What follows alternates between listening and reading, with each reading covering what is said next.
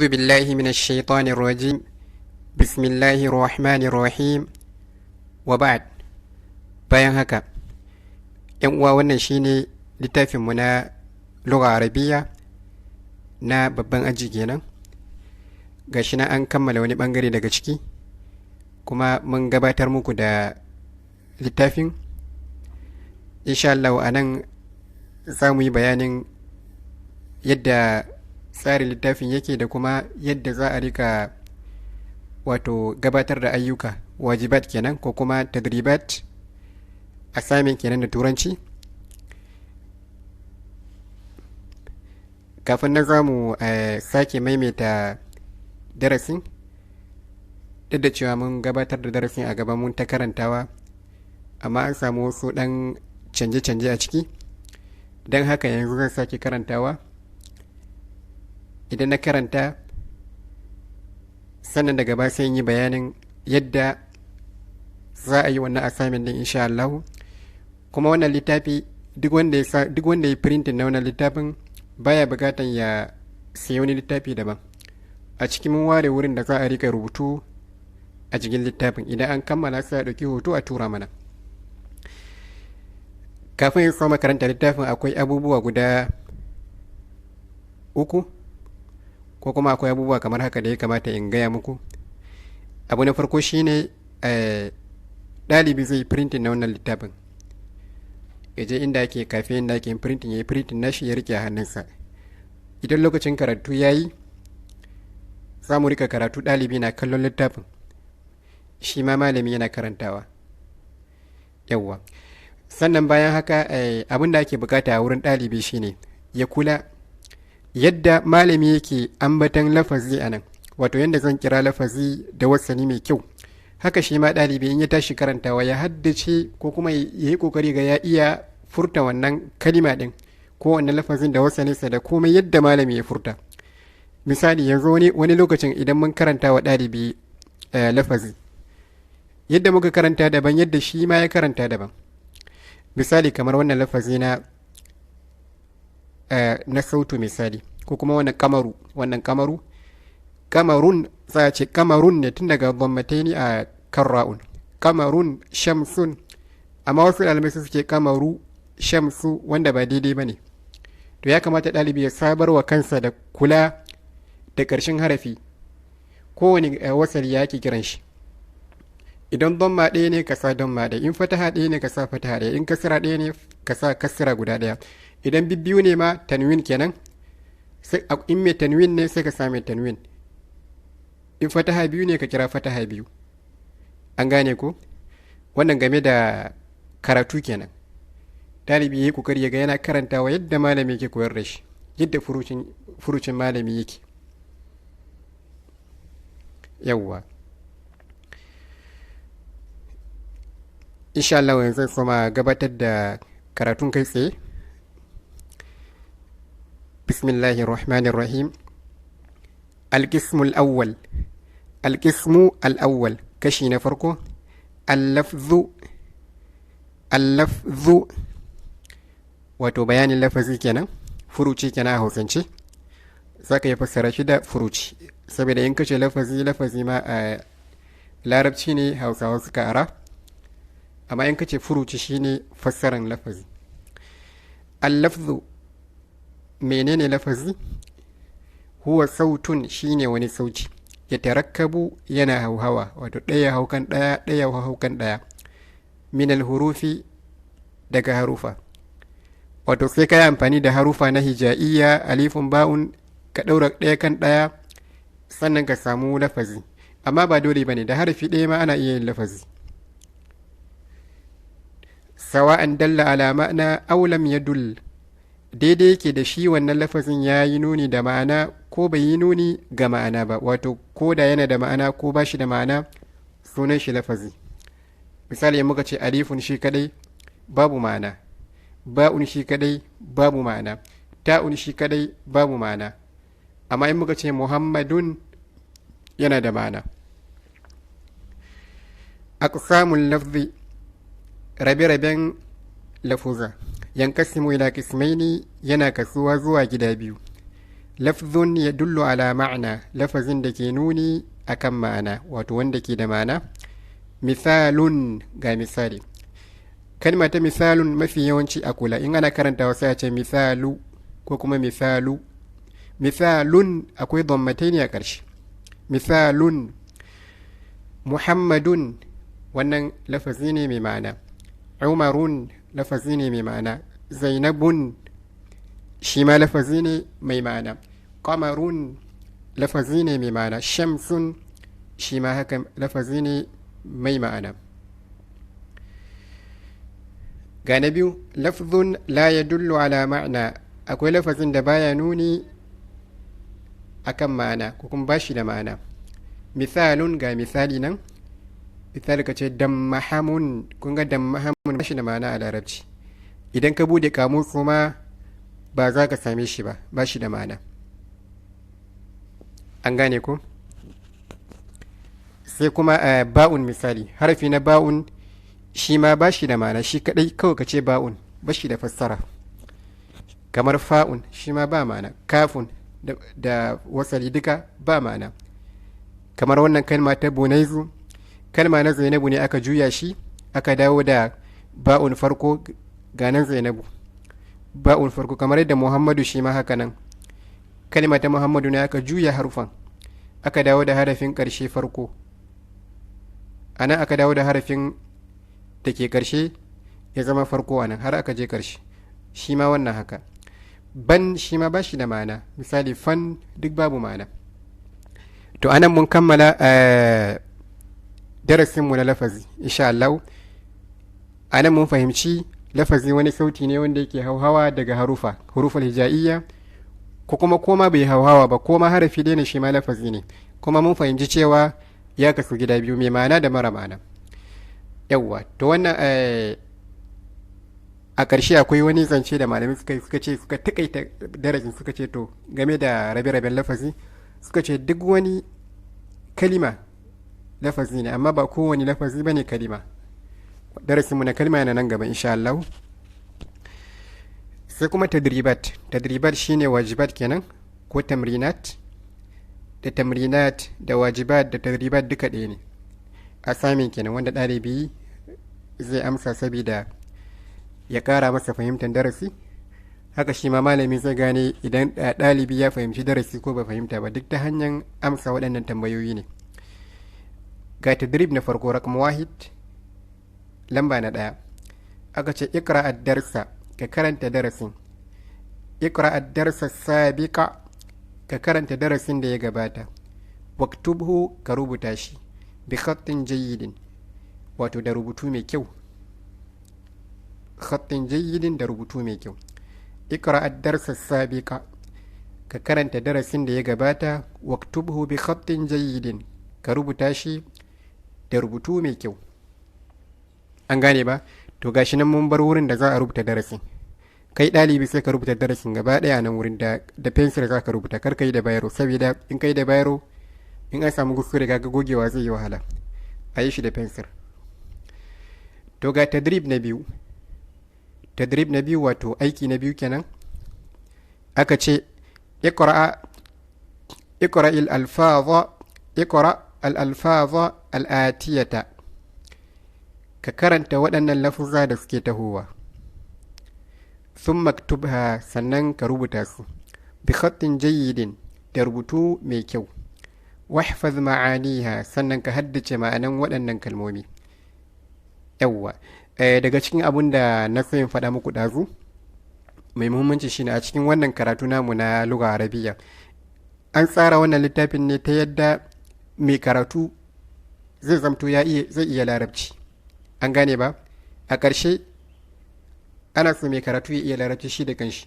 To ya za ka iya larabci? Ba zai yiwu ba, dole sai ka haddace wasu kalmomi masu yawa, sai ya zamto a cikin memorinka akwai kalmomi na larabci da ka san ma'anansu. In ba ka ba zai yiwu ka yi magana ba.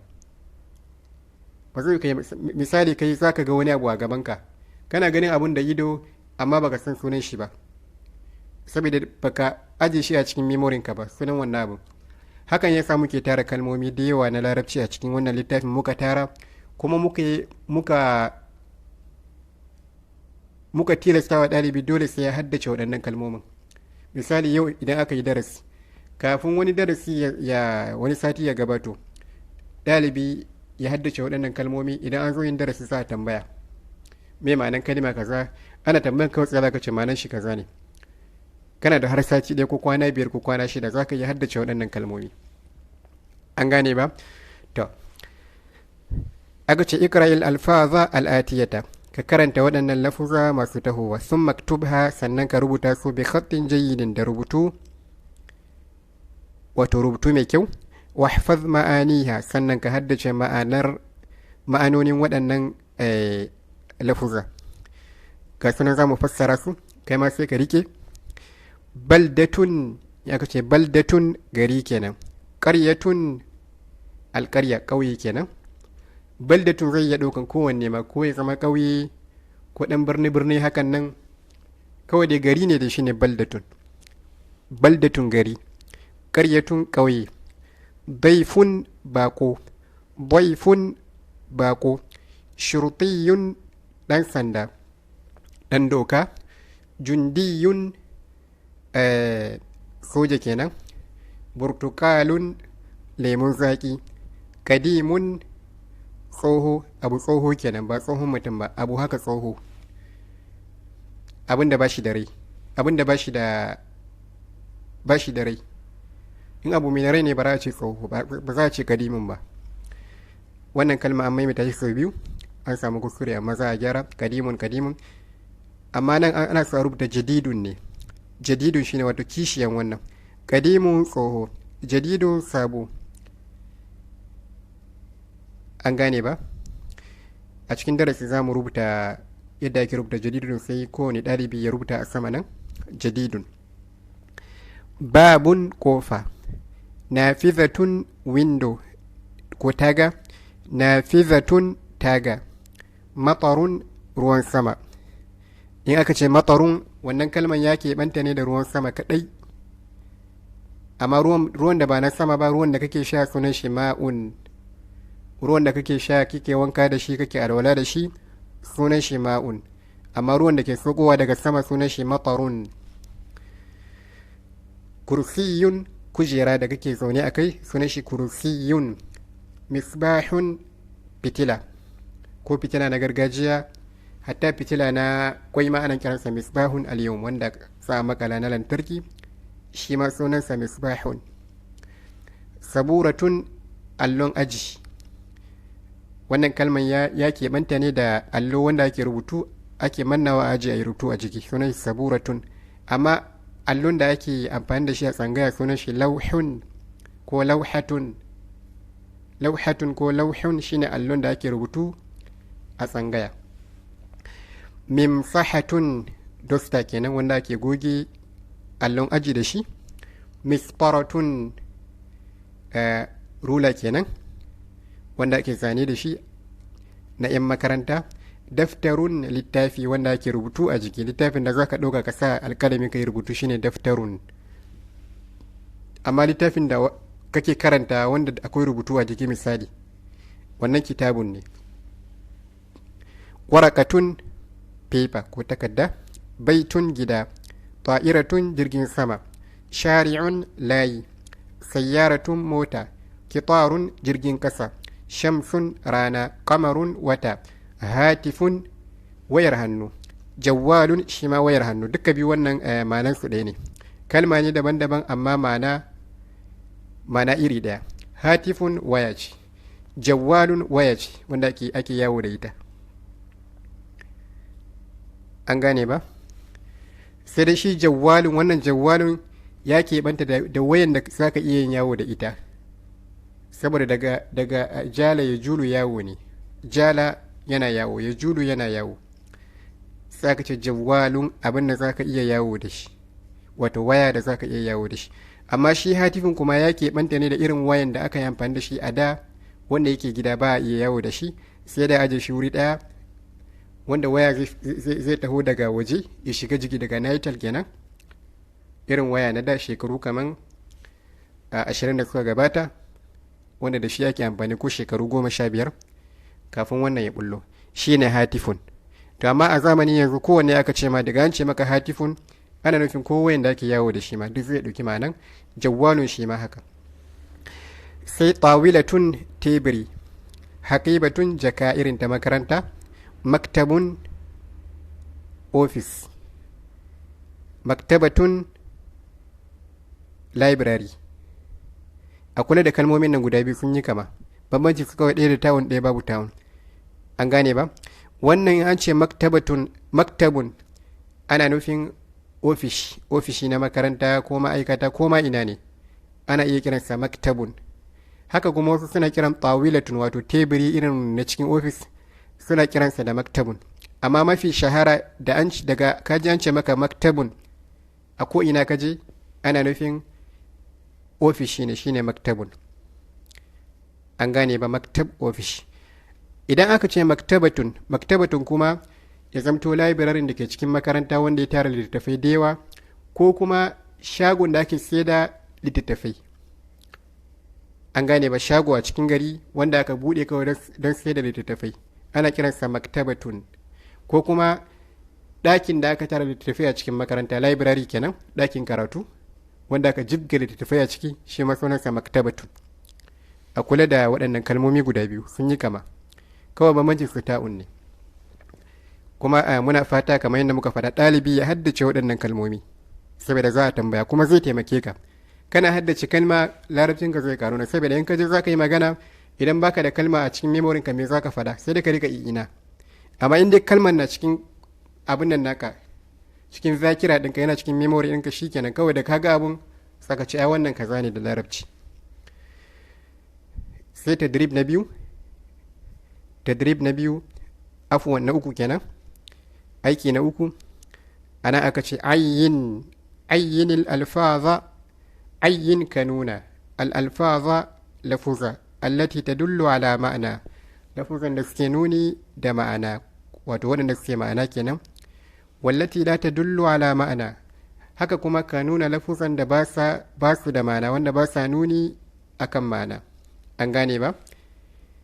ayyin alfaza ayyin kanuna, ayyin alfaza kanuna lafuza allati la tadullu ala ma'ana, waɗanda ba sa nuni akan ma'ana, wallati afwan alfaza allati tadullu ala al-ma'na, lafuzan da suke nuni da ma'ana, wallati la tadullu ala al-ma'na, haka kuma ka nuna waɗanda ba sa nuni akan ma'ana, an gane ba. gane lafuzan za mu karanta su mu fassara su ma ɗalibi zai haddace. abun tambaya ne. kuratun kwallo kenan wanda ake bugawa. kha'un kowa ya san harafi ne. madinatun birni. fa'un baifun baƙo, wannan kalmar mun maimaita shi akwai shi a baya. gharibun baƙo, yawwa nan ma ga irin kalmomin da suke zuwa wanda suke da ma'ana kusa-kusa. idan aka ce baifun, wannan kalma ta baifun shi ya keɓantu ne da baƙo kaɗai, kawai baƙo ne 100%. amma wannan ba dole bane ya zama baƙo, yana iya zama baƙo amma kuma ba dole bane ya zama baƙo, an gane ba. kawai mutumin da ba taɓa ganin shi ba in yi shigo gari ana iya ce masa garibun, an gane ba. duk mutumin da ba ku taɓa ganin shi ba kawai sai ya shigo muku gari kuka gan sa ku ce ja'a garibun, an gane ba. haka kuma abun mamaki ma ana kiransa garibun, wani abu mai ban mamaki ana iya kiransa garibun, an gane ba. saboda shi wannan kalma an ɗauko shi ne daga garibun, abu ya ɓace, misali abu ya ɓace a daina ganin shi, kamar ɓacewar rana ana ce gurubu shams misali. a takaice dai za mu yi bayani daga baya.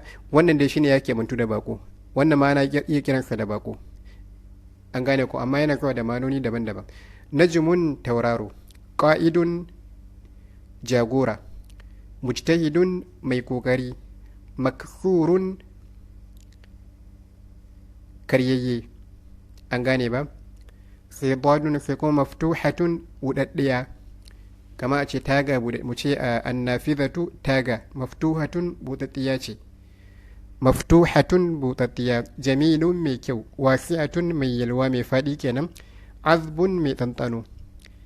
Mu ce alma'u ruwa, azbun yana da ɗanɗano, ɗanɗano mai daɗi kenan. mughlaqun a kulle, za mu ce albabu kofa, mughlaqun kofar a kulle take. Jahizun a shirye yake, misali za mu ce at-ta'amu abinci, jahizun a shirye yake. An gane ba? Sa'iqun sa'iqun shine driver, direban mota shine sa'iqun. Sai za'un, sai asadun, wannan asadun shine wato zaki kenan, asadun zaki. Bakaratun saniya, ma'izun akuya. To anan abinda ɗalibi zai yanar shine anan ka jero kalmomi masu ma'ana gashi daga rakam 1 2 3 4 5, daga namba 1 zuwa 5 ka jero kalmomi masu ma'ana anan. Ga nan ma daga namba na 6 zuwa na 10 nan ma ka jero kalmomi masu ma'ana, shi yasa ka sa su a karkashin wannan alfazun tadullu ala ma'ana, ka jero su anan wurin. Nan kuma in ka zo alfazun la tadullu ala ma'ana, lafuzan da ba sa nuni akan ma'ana, ba su da ma'ana, ka jero su anan saboda su basu da yawa. Ka jero su anan, idan suka fi yawan su yafi nambobin nan sauran ka yi su anan wurin. Gashi nan ma an bar wuri, ka rubuta sauran anan wurin. Tadrib 4 ga na 4 aka ce ihfaz, ka haddace ma'anil kalimati as-sabiqati, ka haddace ma'anonin kalmomin da suka gabata. Wa haddirha, sannan fi darsi zaka ambaci su kuma zaka taho da ma'anar su in zo yin darasi. To yanzu an gama abin da yake da alaka da al-lafzu, za a shigo kan al-kalimatu. An gane ba? Za mu shigo kan al-kalimatu